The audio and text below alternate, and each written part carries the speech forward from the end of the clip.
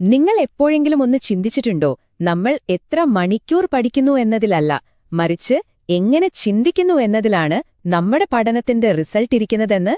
നമ്മുടെ തലച്ചോറിന്റെ ആ ഒരു യഥാർത്ഥ പവർ പുറത്തുകൊണ്ടുവരാനുള്ള വഴിയെക്കുറിച്ചാണ് നമ്മൾ ഇന്ന് സംസാരിക്കാൻ പോകുന്നത്.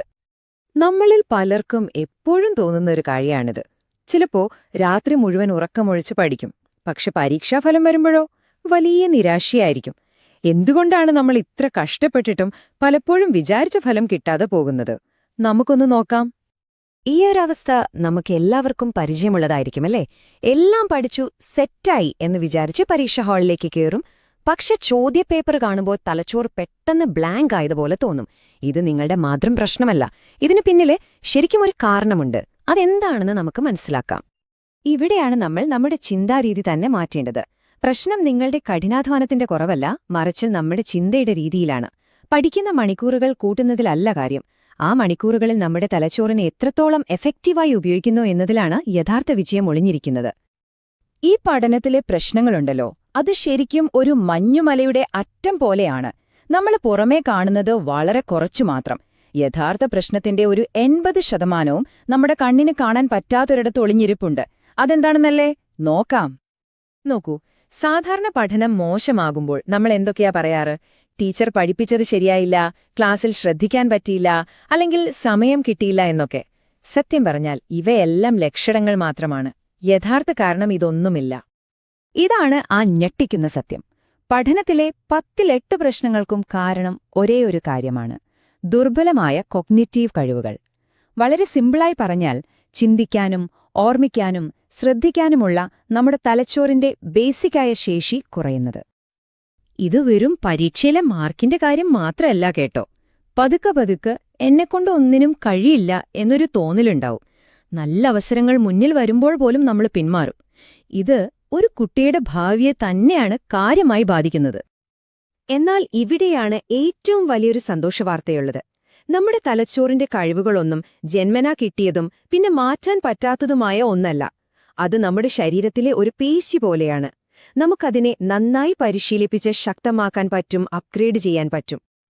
സയൻസ് ഇതിന് പറയുന്ന പേരാണ് ന്യൂറോപ്ലാസ്റ്റിസിറ്റി. പേര് കേട്ട് പേടിക്കണ്ട. സിമ്പിളായി പറഞ്ഞാൽ, നിങ്ങളുടെ തലച്ചോറ് ഒരു പാഴയല്ല, മറിച്ചൊരു കളിമണ്ണാണ്. ശരിയായ പരിശീലനത്തിലൂടെ അതിനെ നമുക്കിഷ്ടമുള്ള രൂപത്തിലേക്ക് മാറ്റിയെടുക്കാനും കൂടുതൽ ശക്തമാക്കാനും പറ്റും. ഇതിന് നമുക്കൊരു കമ്പ്യൂട്ടർ അപ്ഗ്രേഡ് ചെയ്യുന്നതുപോലെ ചിന്തിച്ചാലോ? ഈ കോഗ്നിറ്റീവ് പരിശീലനം നിങ്ങളുടെ തലച്ചോറിന്റെ ഹാർഡ് ഡിസ്ക് കപ്പാസിറ്റി കൂട്ടുന്നു. അപ്പൊ കൂടുതൽ കാര്യങ്ങൾ ഓർമ്മിക്കാൻ പറ്റും. അതോടൊപ്പം റാം സ്പീഡ് കൂട്ടുന്നു. അപ്പൊ പരീക്ഷാ ഹാള് പോലുള്ള ടെൻഷനുള്ള സാഹചര്യങ്ങളിൽ വേഗത്തിൽ ചിന്തിക്കാനും പറ്റും. അപ്പോ നമ്മുടെ തലച്ചോറിനെ ഒരു സൂപ്പർ കമ്പ്യൂട്ടറാക്കി മാറ്റുന്ന ആ സോഫ്റ്റ്വെയറുകൾ ഏതൊക്കെയാണ്? നമ്മുടെ ചിന്തയുടെയും പഠനത്തിന്റെയും അടിത്തറയായ ആ കഴിവുകളെ നമുക്കൊന്ന് പരിചയപ്പെട്ടാലോ? ഈ ചിത്രം ഒന്ന് നോക്കൂ. നമ്മുടെ തലച്ചോറിനെ ഒരു വലിയ ഓർക്കസ്ട്രയായി സങ്കൽപ്പിക്കുക.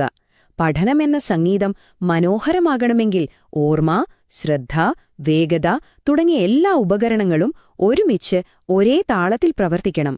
ഇതിൽ ഒരെണ്ണത്തിന് താളം തെറ്റിയാൽ മതി, മൊത്തം സംഗീതവും താളം തെറ്റും.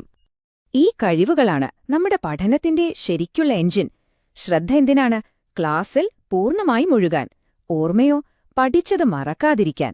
പ്രോസസ്സിംഗ് വേഗത കാര്യങ്ങൾ വേഗത്തിൽ മനസ്സിലാക്കാൻ സഹായിക്കുന്നു. കണക്കിലെ പ്രശ്നങ്ങൾ പരിഹരിക്കാൻ യുക്തിയും വേണം. ഇങ്ങനെ ഓരോന്നും നമ്മുടെ വിജയത്തിന് അത്യാവശ്യമാണ്. അപ്പോ ഈ കഴിവുകളും നമ്മൾ പഠിക്കുന്ന വിഷയങ്ങളും തമ്മിൽ എന്താ ബന്ധംന്നല്ലേ? ഈ ചിത്രം നോക്കൂ. കണക്കിൽ വിജയിക്കാൻ നല്ല യുക്തി വേണം. സയൻസ് മനസ്സിലാക്കാൻ നല്ല നിരീക്ഷണ പാഠവും വേണം.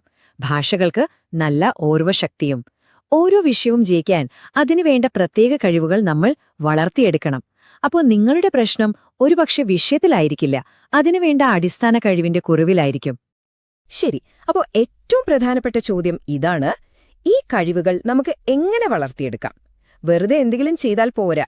ഇതിന് കൃത്യമായ ശാസ്ത്രീയമായ ഒരു പരിശീലന രീതി തന്നെയുണ്ട്. 5 സ്റ്റെപ്പുകളുള്ള ആ വഴി നമുക്ക് പരിചയപ്പെടാം. ഇത് വെറുതെ ഫോണിൽ കളിക്കുന്ന ഗെയിമുകളല്ല, ഇതൊരു സയന്റിഫിക് സമീപനമാണ്. ഒന്നാമതായി, ഒരു ഓൺലൈൻ ടെസ്റ്റിലൂടെ നിങ്ങളുടെ കഴിവുകൾ ഇപ്പോൾ എവിടെയാണ് നിൽക്കുന്നതെന്ന് നമ്മൾ കൃത്യമായി കണ്ടെത്തും. രണ്ടാമതായി, നിങ്ങൾക്ക് വേണ്ടി മാത്രമുള്ള ഒരു ട്രെയിനിംഗ് പ്ലാൻ തയ്യാറാക്കും.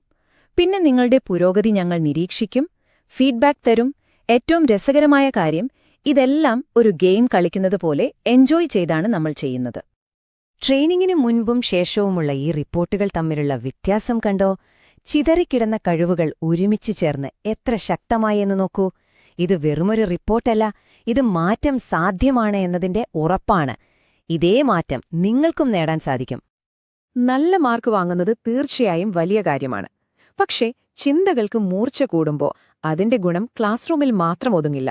അത് നിങ്ങളുടെ ജീവിതം മുഴുവൻ മാറ്റിമറിക്കാൻ പോകുന്ന ഒന്നാണ്. അതെങ്ങനെയാണെന്ന് നോക്കാം. നമ്മുടെ ചിന്താശേഷി കൂടുമ്പോ ആത്മവിശ്വാസം തനിയെ വരും. പിന്നെ പരീക്ഷയുടെ ടെൻഷൻ മാത്രമല്ല, ജീവിതത്തിലെ ഏത് പ്രതിസന്ധിയെയും ധൈര്യത്തോടെ നേരിടാൻ പഠിക്കും. ഭാവിയിൽ എന്ത് പഠിക്കണം, ഏത് ജോലി തിരഞ്ഞെടുക്കണം എന്നതിലൊക്കെ വ്യക്തമായ തീരുമാനങ്ങൾ എടുക്കാനും ഇത് നിങ്ങളെ സഹായിക്കും. അപ്പോ ഓർമ്മിക്കേണ്ട ഒരേയൊരു കാര്യം ഇതാണ്: നിങ്ങളുടെ തലച്ചോറിന്റെ കഴിവുകൾ വർദ്ധിപ്പിക്കുന്നതിലൂടെ നിങ്ങൾ നിങ്ങളുടെ ഭാവിയെ തന്നെയാണ് ശരിക്കും മെച്ചപ്പെടുത്തുന്നത്. അപ്പോ നിങ്ങളുടെ തലച്ചോറിനുള്ളിലെ ആ യഥാർത്ഥ ശക്തി പുറത്തുകൊണ്ടുവരാനുള്ള ആദ്യത്തെ സ്റ്റെപ്പ് വയ്ക്കാൻ നിങ്ങൾ തയ്യാറാണോ? നിങ്ങളുടെ യഥാർത്ഥ കഴിവുകൾ തിരിച്ചറിയാനും അതുവഴി മികച്ചൊരു ഭാവി സ്വന്തമാക്കാനും ഞങ്ങൾ നിങ്ങളെ ക്ഷണിക്കുകയാണ്. കൂടുതൽ വിവരങ്ങൾക്കായി സ്ക്രീനിൽ കാണുന്ന നമ്പറിൽ വിളിക്കുകയോ വെബ്സൈറ്റ് സന്ദർശിക്കുകയോ ചെയ്യാം.